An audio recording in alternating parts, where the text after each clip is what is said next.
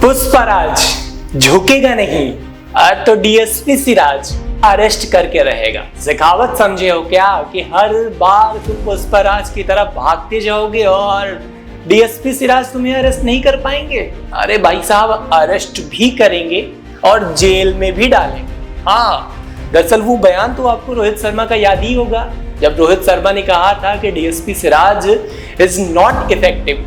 वो ना नई बॉल से उतना बेहतर खेल पाते हैं और ना पुरानी बॉल में उतना खासा कमाल कर पाते हैं जितने कि दूसरे बॉलर करते हैं। और यही बात मोहम्मद सिराज को कहीं ना कहीं चुभ गई थी और उसका बदला पिछले मैच में आपने देखा कि किस तरीके से रोहित शर्मा 2 चौके लगाने के बाद तीसरी बॉल पर बोल्ड मार दिया।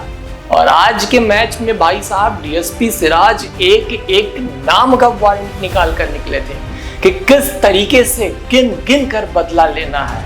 अरे तुमने हमको नॉट इफेक्टिव कहा था, अब देखो ये नॉट इफेक्टिव तुमको कैसे डिफेक्टिव करता है।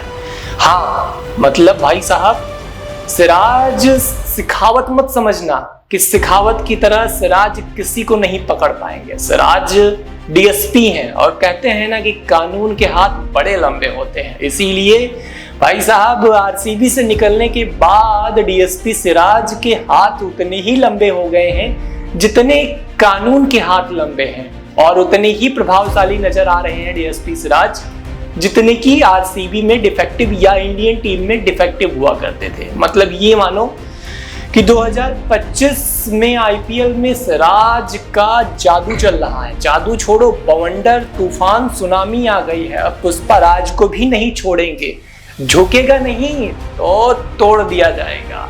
आज के मैच में जिस तरीके से डीएसपी सिराज ने 4 ओवर में 3 विकेट लेकर 19 रन दिए हैं, भाई साहब लोग दांतों तले उंगली दबा रहे हैं। हाँ, आरसीबी के होम ग्राउंड में डीएसपी सिराज ने जिस तरीके से एक नाम का वारंट निकाला और उसके बाद उन्हें डगआउट में भेजा, आरसीबी के फैंस भी सोच रहे थे कि क्यों आरसीबी मैनेजमेंट ने क्यों सिराज को रिटेन कर दिया। अगर आज आरसीबी हारी तो कहीं ना कहीं मोहम्मद सिराज आरसीबी की हार का सबसे बड़ा कारण हो गए। सबसे पहला विकेट लिया फिल सॉल्ट का, उसके बाद देवदत्त पाडिक्कर का, उसके बाद लियाम लिविंगस्टन का। जिस तरीके से 3 विकेट लिए, 3 में 2 बोल्ड किया और 1 कैच लिया, लियाम लिविंगस्टन का कैच और बाकी देवदत्त पाडिक्कर और फिल सॉल्ट को सीधा मिड विकेट मारकर और सीधा उनकी गिल्लियां बिखेर दी।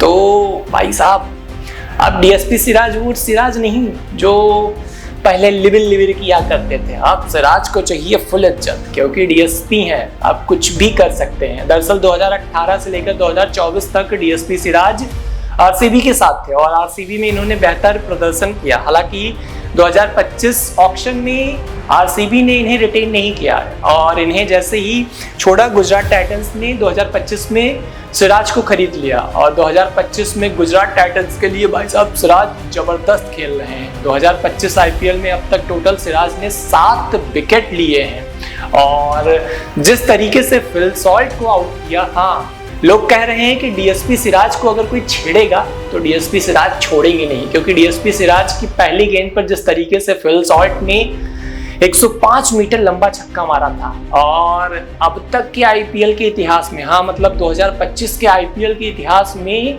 बेंगलुरु के इस स्टेडियम में 105 मीटर लंबा छक्का किसी ने नहीं मारा था।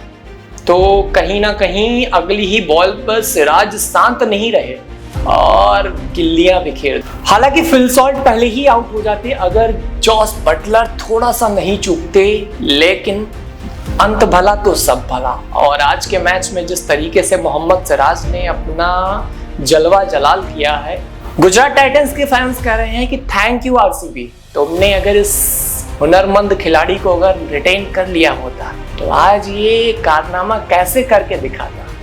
हालांकि मोहम्मद सिराज की पारी पर आपकी क्या राय है? कमेंट बॉक्स में अपनी राय जरूर बताएं।